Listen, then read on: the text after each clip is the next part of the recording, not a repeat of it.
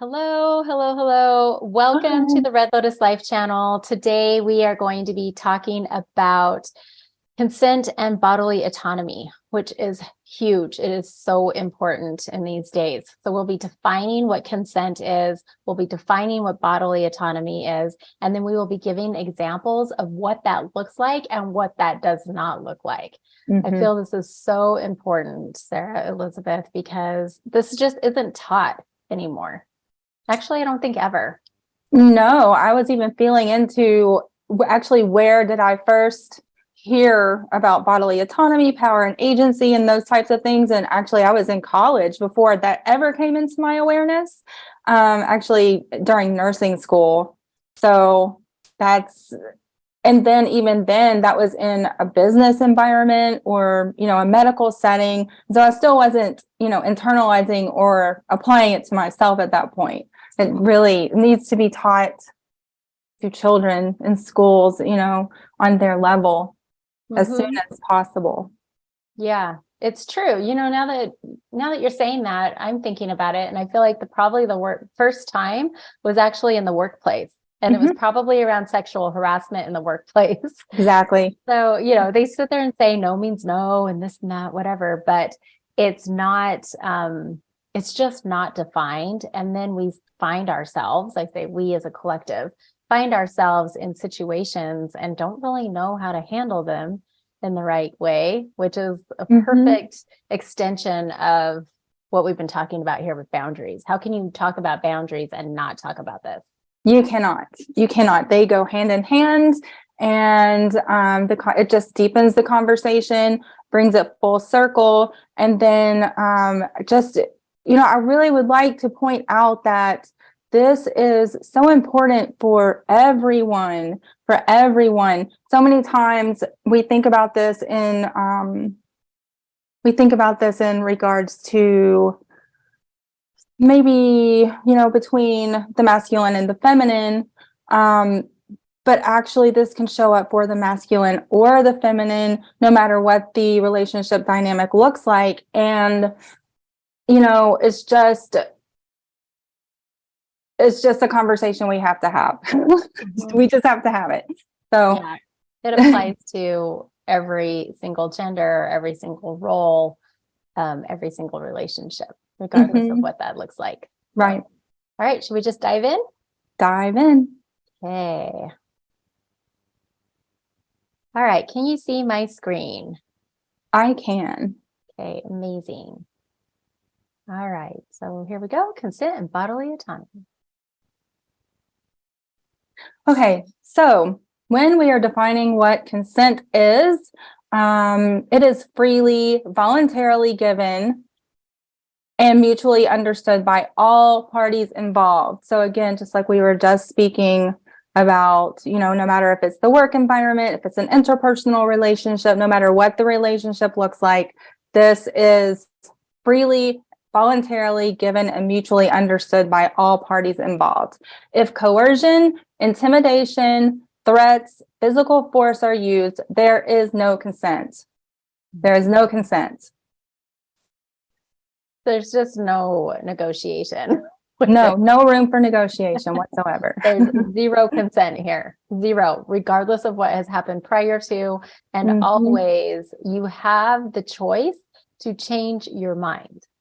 Yes, at any given moment, even if it is in the moment, if the actions are already being taken, you always have the opportunity to change your minds, the choice to change your minds. So bodily autonomy, what is bodily autonomy? It means that my body is my own. It's about power and agency, choice and dignity. This is about our dignity, the right to governance over one's own body. And above all, this is a fundamental human right. This is why I get so upset and concerned that this is not something that we are taught when we are young, because this is a fundamental human right. So I get kind of fired up about this topic, given the fact that so many of us, again, regardless of sex or gender, we are we grow up in this patriarchal society. And so no matter what, we are all affected by it in one way or another. Mm-hmm.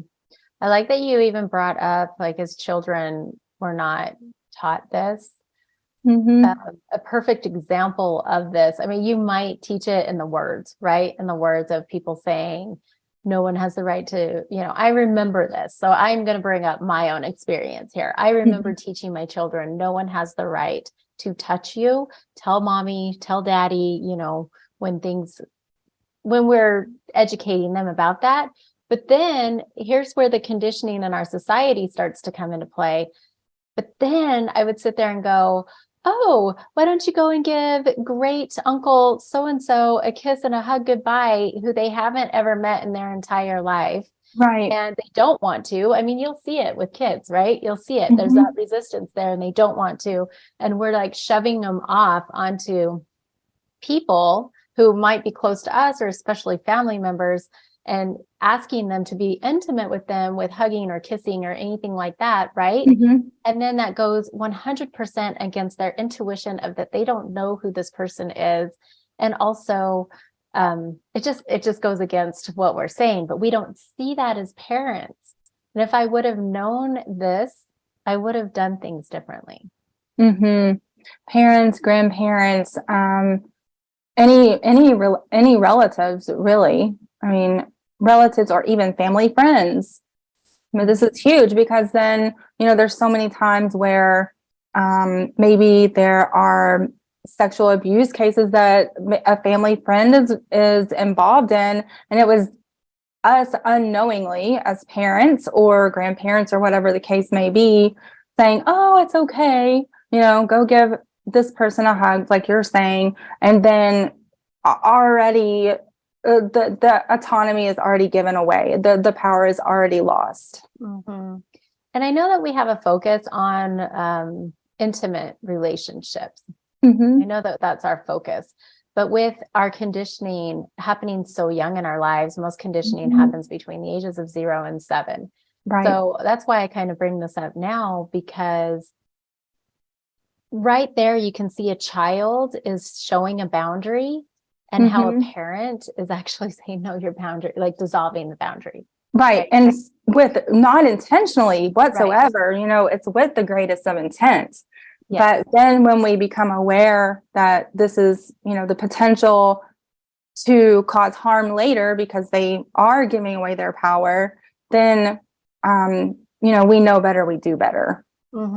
Yes, definitely. And I'm so happy that I have these tools and I have this knowledge and this awareness now, because as just exactly what you said, as we know better, we do better. So I love this part about you saying that it is a fundamental human right. I mean, quite literally, it is a fundamental human right. There is no person that can tell you or me or anyone else what we can and cannot do with our bodies. Complete power and agency. Love that. Okay, so now we move to consent. And consent is asking permission before any degree of activity is changed, confirmed reciprocal interest before any kind of touch, communicating that it's okay to stop at any time. Are we checking in? Is there explicit agreement prior to any kind of activities before moving forward? And it can also look like using affirmative statements or physical cues. This is big. Yeah. I don't have anything to say about this because I feel like it touches on everything. I feel like we all know what consent is whenever we're looking at this description. And also, most importantly, just feeling into the body, right? Feeling into the body and say, do I feel safe? Do I feel safe? Is this something that I want to do? Yeah. And again, going back to, do I feel like I'm in expansion right now, or do I feel like I'm in contraction?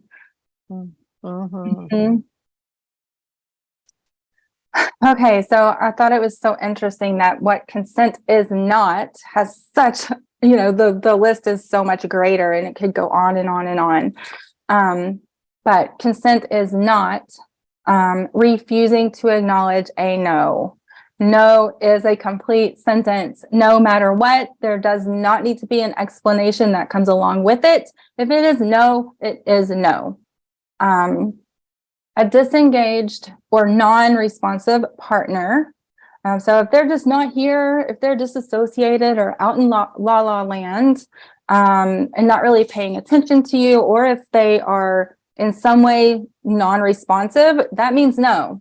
That is not consent.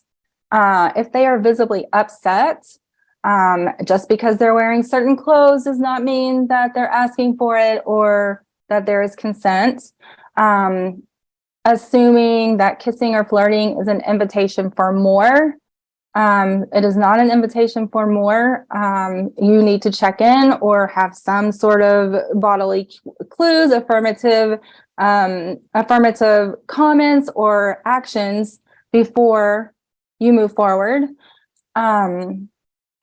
If, again, fear, intimidation, manipulation is involved, it is not consent. It is a no. If the person is incapacitated, or assuming consent because an act occurred in the past. This one for me has been something that has come up on numerous different occasions where, you know, maybe there was consent in the past, or maybe because I didn't have my voice yet, or I hadn't found my voice, I couldn't use my voice in some way, then there was an assumed consent that would be repeated again. And when it was a full no, and then when I did find my voice and I was able to say no, then that question comes up, well, it was okay in the past. Whereas what actually happened is I learned to implement boundaries and use my voice, and therefore was able to voice my no. Mm-hmm. I love that you brought this up. As I'm looking at this, the refusing to acknowledge no. So with you, I found my voice and I was able to say no, but I said it in a very nice way because I would be a nice person and I didn't want to hurt their feelings or something like that. And so I like that you have put this out here and have even spoken to this, because refusing to acknowledge no, I think this is really good for anyone who's being the aggressor in a situation, right? When I say aggressor, I mean like the person who's wanting more, right? Wanting to go further, wanting more. And this can be whoever it is. It could be any gender, right? And if somebody says no, but they're saying it in like a nice way, or maybe not. I mean, we can go, oh, no means no. You know, you can actually, obviously that's a no, but sometimes that no is a soft no. And it's important to acknowledge that that person said no, regardless of how they said it, because no actually means no. I meant no, even though I was saying it in a really nice way because I didn't want to hurt someone's feelings, but they took it as in being coy or something like that, which that wasn't the case. I truly didn't want to move forward in that way. And then I didn't realize until after, and I started to learn more about consent, but it was actually a date rape situation. You know, we go back to the conditioning of our society. And back then I thought date rape was like a violent rape, right? A violent rape situation, where no, this is my situation was a classic date rape situation. So I think it's really important to speak on that. And then this other part where you bring up assuming consent because an act has occurred in the past. This is so big in relationships. Exactly. So big. You are not obligated to partake in anything just because you are in a relationship, in a casual relationship, or a marriage, or a committed relationship. It doesn't matter. It's the situation that's happening in that moment. And do you consent or do you not? Is it okay? Is it not? Right. And this is a lot of times where the manipulation can sort of set in, or intimidation, or Um, I don't know. The conversation needs to happen. Like, why is this a no right now? What does this look like?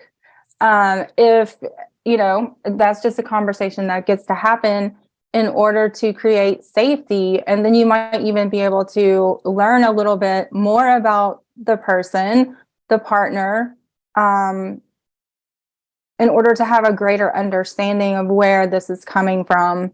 And I'd also like to say that I feel like, generally speaking, because these things are not taught, and because we do internalize certain ways of acting, a lot of this is conditioning.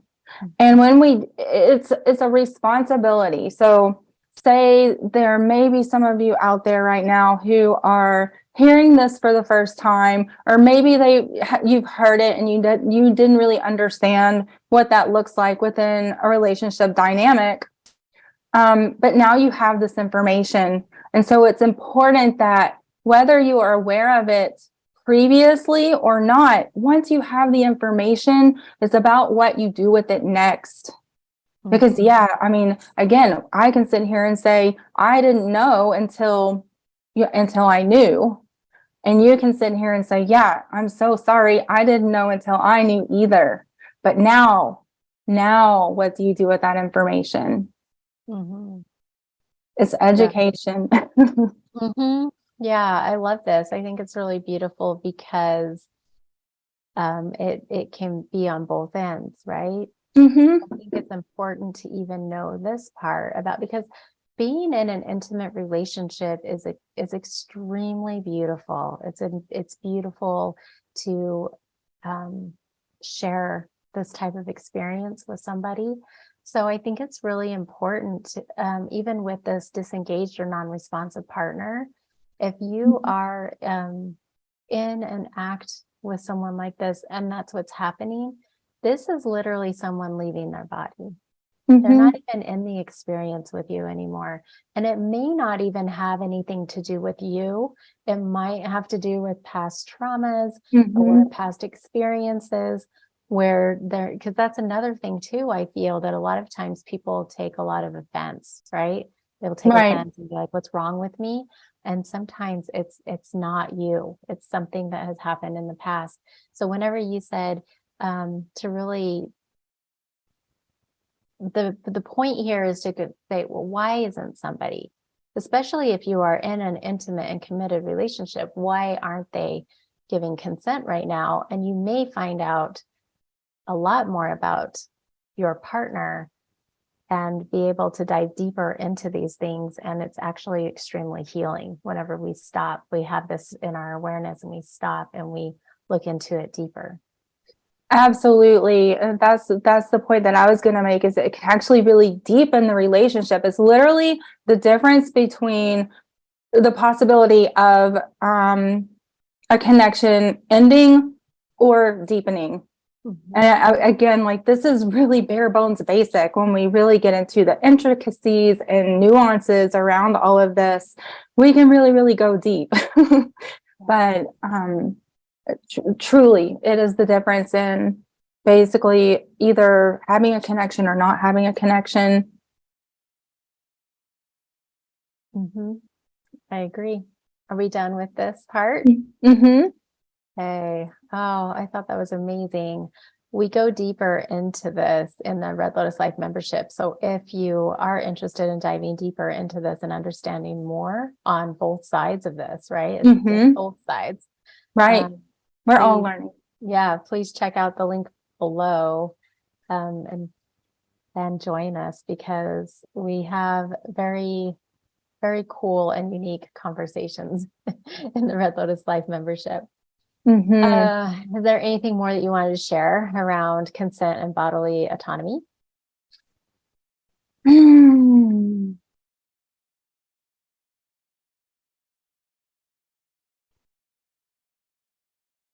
I don't think that there's any more in this moment that I can share, other than just, please, if this is something that's new to you, or is something that,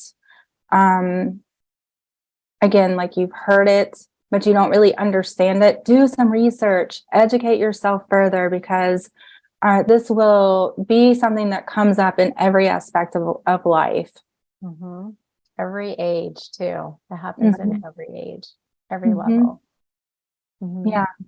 Okay. Well, if you enjoyed this episode of Red Lotus Life, please subscribe, like, share it with somebody that you know that might be in a situation like this, that could use this information. Mhm. And we're just happy that you're here with us. Have an And amazing join day. us. I'm sorry. I was going to say, join us in the comments. Mhm. Join the discussion. Mhm. Bye. Bye. And live your life today. It doesn't matter what they say.